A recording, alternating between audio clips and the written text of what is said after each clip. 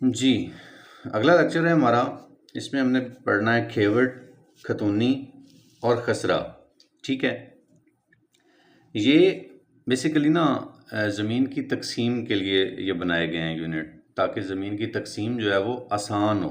ठीक है, खेविट जो है ये अक्सर पूछ लेते हैं कि कौन सी लैंग्वेज का वर्ड है, तो ये है संस्कृत का। संस्कृत, ठीक है, ये संस्कृत का लफ्ज़ है और जिसका मतलब है मालकान की किताब। ठीक है, खेवट कि आपको पता है कि कोई भी गांव है तो गांव में मुख्तलिफ ख़ानदान रहते हैं। ठीक है, मुख्तलिफ बरादरियां रहती हैं। तो एक ख़ानदान की जो ज़मीन है वो इकट्ठी करके उसको एक नंबर दे दिया जाता है ताकि ज़मीन की पहचान हो सके। ठीक है ना, किसी ख़ानदान की ज़मीन को इकट्ठा करके एक ख़ास नंबर दे देना वो खेवट नंबर होता है। ठीक है ना, वो एक ही ख़ानदान की सारी ज़मीन होती है। खेवट नंबर होता है। ये क्यों लगाए जाते हैं? ताकि ज़मीन की जो तकसीम है वो आसान हो सके, उसकी पहचान हो सके। ठीक है, ख़ानदान का पता चल सके कि किस ख़ानदान की ज़मीन है। ठीक है, फिर ये होता है कि ये खेवट नंबर जो है ये तब्दील भी हो सकता है। खेवट नंबर तब्दील भी हो सकता है। फॉर एग्जाम्पल, एक खेवट नंबर 5 है, एक खेवट नंबर 3 है। खेवट नंबर 5 किसी और की है, खेवट नंबर 3 किसी और ख़ानदान की है। लेकिन खेवट नंबर 3 वाला बंदा जो है वो अपना 1 एकड़ या 1 किला जो या एक खसरा जो है वो सेल कर देता है खेवट नंबर 5 वाले को। तो अब वो उसके नाम से तब्दील होकर खेवट नंबर 5 वाले के नाम पे चला जाएगा।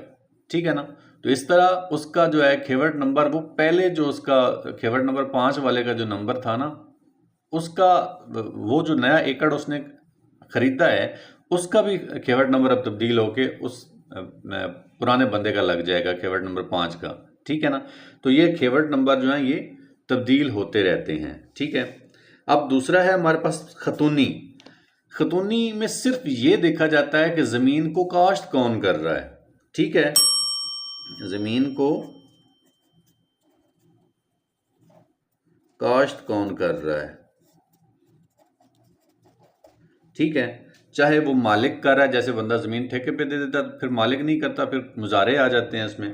ठीक है, तो इसमें देखा जाता है कि मालिक खुद काश्त कर रहा है या फिर मुजारे काश्त कर रहा है, क्योंकि फिर उसके नंबर पे जो है ना आबियाना वगैरह वो बनाया जाता है उसके नाम पे। ठीक है, तो खतूनी में जस्ट आपने क्या करना है, सिर्फ ये देखना है कि कौन इसको काश्त कर रहा है, और ये खतूनी नंबर भी तब्दील हो सकता है।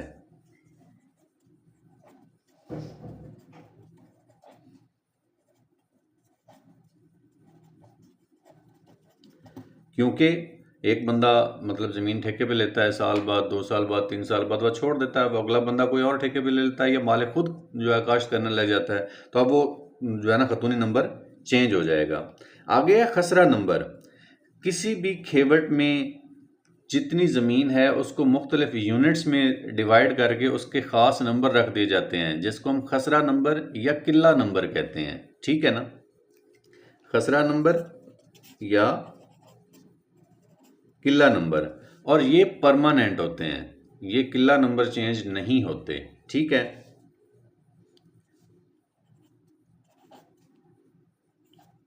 तब्दील नहीं होते।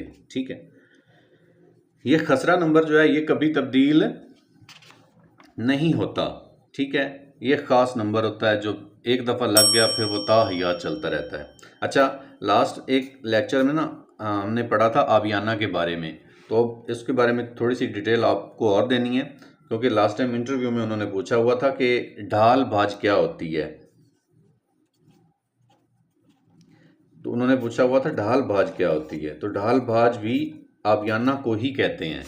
ठीक है, तो ये फिर नाम सुन के जो है परेशान नहीं हो जाना, ढाल भाज भी आबियाना को ही कहते हैं। ठीक है, इसके साथ थोड़ी सी और इन्फॉर्मेशन ऐड कर दूं, वो हमने पैमाइश के पैमाने पढ़े थे, करम है, सिरसाई है, मरला है, कनाल है, एकड़ है।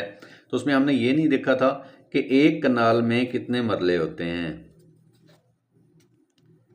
20 मरले, तो 1 एकड़ में कितने मरले होंगे, 20 को 8 से मल्टीप्लाई कर दें तो कितने हो गए 160। ठीक है, तो ये दो इंफॉर्मेशन साथ ऐड करनी थी।